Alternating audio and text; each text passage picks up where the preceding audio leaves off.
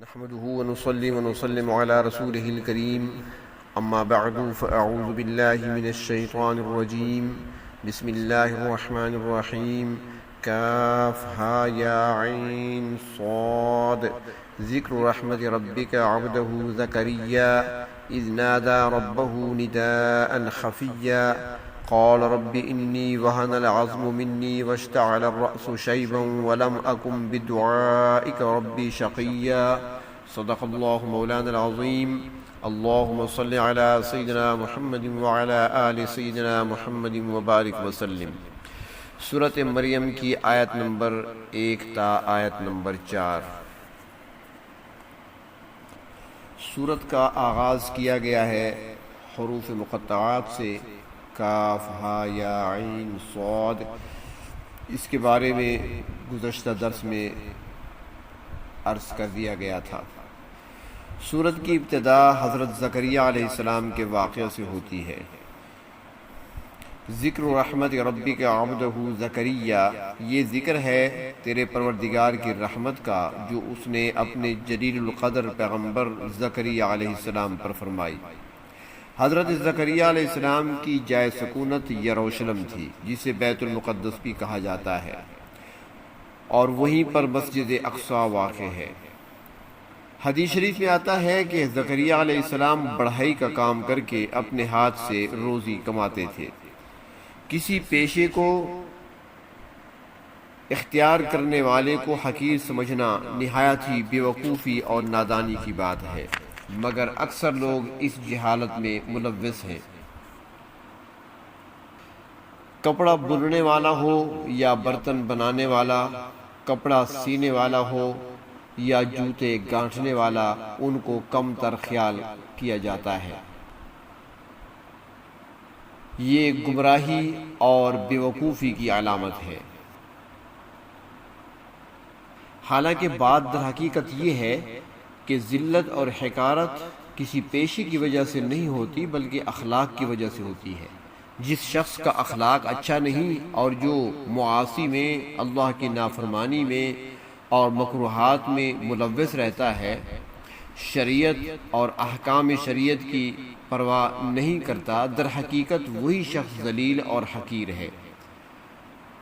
شریف آدمی کوئی بھی جائز پیشہ اختیار کرے یا جائز طریقے سے رزق حلال کمائے، اللہ کی نظروں میں وہ حقیر نہیں ہے۔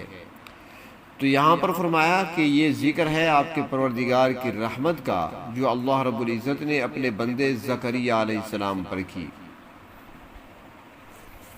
سورۃ کہف میں ہے کہ حضرت موسیٰ اور حضرت خضر علیہ السلام اور سکندر ذوالقرنین، جن کا تذکرہ سورۃ کہف میں گزر چکا ہے، کہ وہ سب لوگ اللہ تعالیٰ کی رحمت کے طلبگار تھے۔ تو حضرت زکریا علیہ السلام کا تعارف کرانے کے بعد فرمایا اذ نادى ربه نداء خفیا، کہ جب پکارا زکریا علیہ السلام نے اپنے پروردگار کو آہستہ سے پکارنا۔ ندا کا معنی تو پکار ہوتا ہے، مگر یہاں پر اس سے مراد دعا ہے، یعنی انہوں نے اپنے پروردگار کے حضور چپکے چپکے سے دعا فرمائی۔ دعا اگرچہ بلند آواز سے بھی کی جا سکتی ہے، تاہم آہستہ آواز سے دعا کرنا زیادہ افضل ہے۔ تفسیر معالم العرفان میں ہے کہ حضرت سعد بن ابی وقاص رضی اللہ عنہ کی روایت ہے کہ بہتر ذکر وہ ہے جو آہستہ ہو، اور بہتر روزی وہ ہے جو انسان کے لیے کفایت کر جائے۔ خود قرآن حکیم میں بھی موجود ہے ادعوا ربکم تضرعا وخفیا انہ لا یحب المعتدین، سورۃ اعراف، کہ اپنے پروردگار کو گریہ وزاری اور آہستگی سے پکارو کیونکہ وہ زیادتی کرنے والوں کو پسند نہیں کرتے۔ آہستگی میں بہتری ایک یہ بھی ہے کہ انسان ریاکاری سے بچ جاتا ہے۔ اگر کسی دوسرے کے معاملہ میں خلل اندازی نہ ہوتی ہو، کسی کو تکلیف پہنچنے کا اندیشہ نہ ہو، یا کسی کی عبادت میں خلل نہ پڑتا ہو، تو ذکر بلند آواز سے بھی کیا جا سکتا ہے۔ اور اگر کسی کی عبادت میں، کسی کی آرام میں خلل کا باعث ہو تو پھر ایسا کرنا مکروہ لکھا ہے، اور ایسا کرنے والا پھر گنہگار ہوگا۔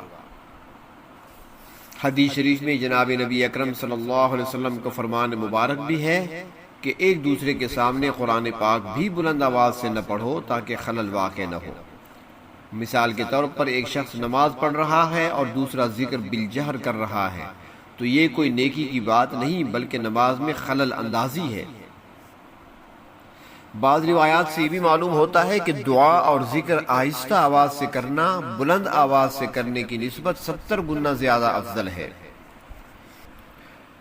تو فرمایا یہاں پر کہ قال زکریہ علیہ السلام نے چپکے سے عرض کیا، ربی انی وہن العظم منی، اے میرے پروردگار بے شک میری ہڈیاں کمزور ہو گئی ہیں، واشتعل الرأس شیبا، اور میرا سر سفیدی سے بھڑک اٹھا ہے، یعنی سر کے بال سفید ہو چکے ہیں، جسم کمزور پڑ گیا ہے، مجھ پر بڑھاپا طاری ہو چکا ہے۔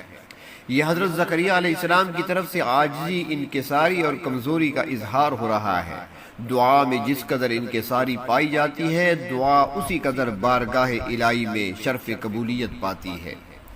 دعا میں جس قدر اخلاص، نیاز مندی اور حضور قلب ہوگا، دعا اسی قدر مقبول ہوگی۔ حضرت زکریہ علیہ السلام نے اپنے بڑھاپے کا ذکر اللہ تعالیٰ کا ترحم اور مہربانی حاصل کرنے کے لیے فرمایا۔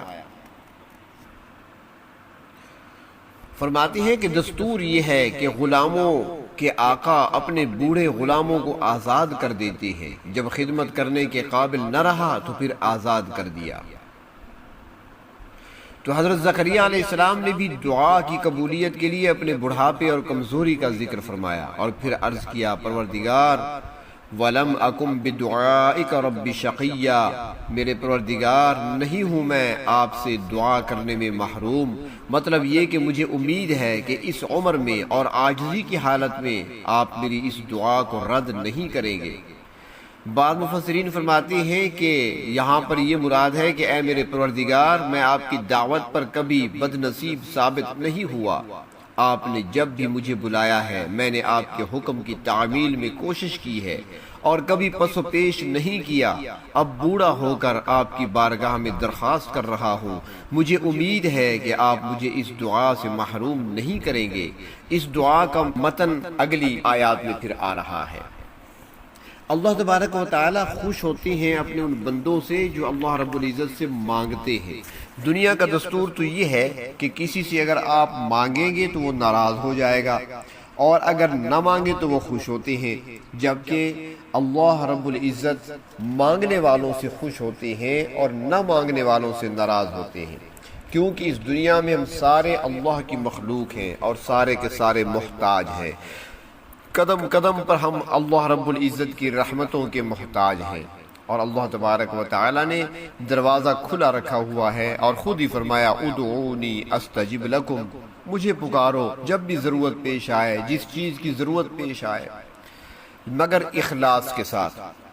آج دعائیں تو کی جاتی ہیں مگر ساتھ کہا جاتا ہے کہ ہماری دعا قبول نہیں ہوتی۔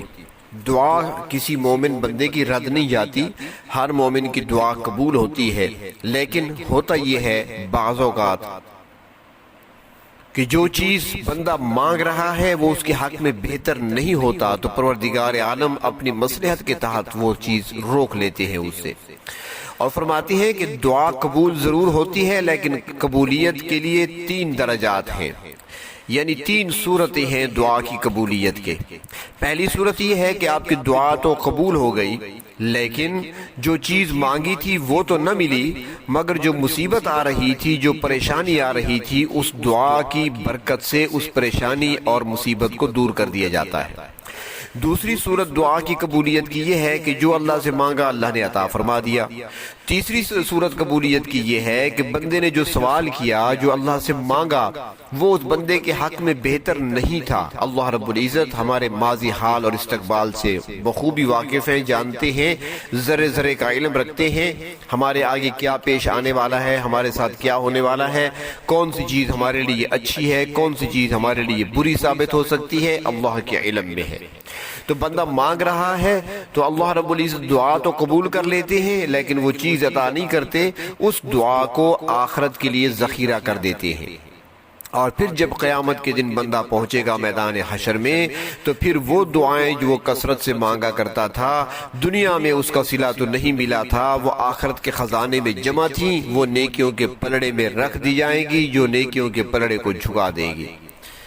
تو دعا رد نہیں ہوتی، لیکن اتنی بات ضرور ہے کہ دعا میں اخلاص ہونا چاہیے، دعا میں عاجزی اور انکساری ہونی چاہیے، دعا کے اندر توجہ ہونی چاہیے، دھیان سے مانگنی چاہیے، دعا حضور قلب ہونا چاہیے، یعنی توجہ خیال کسی اور طرف نہ ہو، پوری طرح اللہ رب العزت کی طرف متوجہ ہو کر عجز و انکسار کا پیکر بن کر اللہ سے بندہ سوال کرے، محتاج بن کر رب تعالی ضرور عطا فرماتے ہیں۔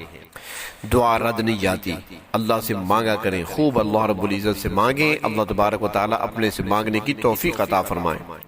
انسان چونکہ کمزور دل کا ہے، بہت جلد گھبرا جاتا ہے، لیکن یہاں پر یہ بات بھی عرض کروں کہ فرماتے ہیں کہ ہر چھوٹی تکلیف، ہر چھوٹی مصیبت کسی بڑی مصیبت سے بچنے کا یا بچانے کا ذریعہ ہوتی ہے۔ فرماتے ہیں کہ یہی بات حضرت لقمان نے اپنے بیٹے کو سمجھانے کی کوشش کی کہ انسان پر جو مصیبت آتی ہے، پریشانی آتی ہے، اس پر وہ صبر کرنا چاہیے انسان کو، کیونکہ ہر آنے والی مصیبت بڑی مصیبت سے بچاؤ کا ذریعہ بن جاتی ہے۔ بیٹے کو یہ بات سمجھ نہیں آ رہی تھی کہ یہ کیسے ہو سکتا ہے، مصیبت تو آئی ہوئی ہے، مصیبت تو ہے، پریشانی بھی ہے، یہ کیسے بڑی مصیبت سے بچاؤ کا ذریعہ، یہ سمجھ نہیں آ رہی۔ تو حضرت لقمان نے یہ کیا کہ اس زمانے میں کسی بستی میں، کسی قریب کے علاقے میں اللہ کے نبی رہتے تھے، اور سمجھانے کا جو فن ہوتا ہے یہ اللہ رب العزت انبیاء علیہ السلام کو عطا فرماتے ہیں۔ چنانچہ حضرت لقمان نے اپنے بیٹے سے فرمایا کہ تم میرے ساتھ چلو، چلتے ہیں فلاں آبادی میں، وہاں پر اللہ کے نبی ہیں، ان سے جا کر ہم بات کرتے ہیں، وہ آپ کو یہ بات اچھے طریقے سے سمجھا سکتے ہیں۔ بیٹا تیار ہو گیا۔ اب باپ بیٹے کے پاس سواری کے لیے ایک گدھا تھا، اب باری باری اس پر سوار ہو رہے ہیں، سفر تھوڑا زیادہ تھا، کبھی حضرت لقمان گدھے پر سوار ہوتے ہیں، بیٹا پیدل چلتا ہے، تو کبھی وہ سوار ہو جاتا ہے۔ تو راستے میں چلتے ہوئے ایک موقع ایسا آیا کہ حضرت لقمان گدھے پر سوار ہیں، سواری پر سوار ہیں، بیٹا پیدل چل رہا ہے، راستے میں کوئی ہڈی پڑی تھی نوکدار، وہ حضرت لقمان کے بیٹے کے پاؤں میں چبھ گئی، اور چبھی ایسی کہ نیچے سے تلوے میں لگی، ہڈی نوکدار اور اوپر سے نکل آئی۔ چنانچہ تکلیف کی شدت کی وجہ سے وہ بیٹھ گیا، درد اور تکلیف کی شدت میں کرہنے لگا۔ حضرت لقمان جلدی سے نیچے اترے اور ہڈی کو بڑی مشکل سے نکالا ان کے پاؤں سے، اور پھر کوئی کپڑا جلایا، راکھ بنائی اور پٹی باندھی تاکہ خون بھی رک جائے، کوئی تکلیف میں افاقہ ہو۔ تو کچھ ٹائم لگ گیا وہاں پر، یوں سمجھے گھنٹہ لگ گیا، 1.5 گھنٹہ لگ گیا، 1.25 گھنٹہ لگ گیا، ان کو کچھ ٹائم لگا۔ اس کے بعد جب وہ سارا کام مکمل کر چکے تو بیٹے کو اب گدھے پر سوار کرایا اور دوبارہ اپنے سفر کو جاری رکھا۔ جب روانہ ہوئے چند قدم چلے تھے تو سامنے سے کچھ گھوڑے پر سوار افراد نظر آئے۔ انہوں نے آ کر سلام کیا اور پوچھا کہ کہاں جا رہے ہیں آپ لوگ؟ انہوں نے فرمایا کہ بھئی میرے ساتھ بیٹا ہے، اور وہ جو بستی ہے آگے، اس بستی میں اللہ کے نبی رہتے ہیں، ان سے ملاقات کے لیے جا رہے ہیں۔ تو آنے والوں نے کہا وہاں نہ جائیں۔ انہوں نے کہا کیوں نہ جائیں؟ تو انہوں نے کہا اس لیے کہ بستی والے جو تھے وہ نافرمان تھے، انہوں نے اللہ کے نبی کی بات کو نہیں مانا، اللہ کے نبی وہاں سے ہجرت کر گئے، چلے گئے، اللہ کے حکم پر بستی کو اللہ کے نبی نے چھوڑ دیا، اور بستی والوں پر عذاب آ گیا ہے۔ وہ دیکھیں سامنے آپ کو گرد اور دھواں اٹھتا ہوا نظر آ رہا ہوگا۔ انہوں نے دیکھا تو واقعی نظر آ رہا تھا۔ تو انہوں نے پوچھا کہ بھئی آپ کون ہیں؟ تو انہوں نے کہا کہ ہم اللہ کی طرف سے بھیجے ہوئے فرشتے ہیں، ہم ہی ان پر عذاب لے کر آئے تھے۔ تو یہاں پر وہ فرشتے تو چلے گئے، حضرت لقمان رک گئے، آگے سفر کو ترک کر دیا، کیونکہ آگے بستی ہی نہیں رہی تھی، اللہ کے نبی ہجرت کر چکے تھے۔ تو وہیں پر انہوں نے اپنے بیٹے سے فرمایا کہ بیٹا اب تو مسئلہ آپ کو سمجھ آ گیا ہوگا کہ ایک مصیبت جو انسان پہ آتی ہے وہ بڑی مصیبت سے بچاؤ کا ذریعہ بن جاتی ہے۔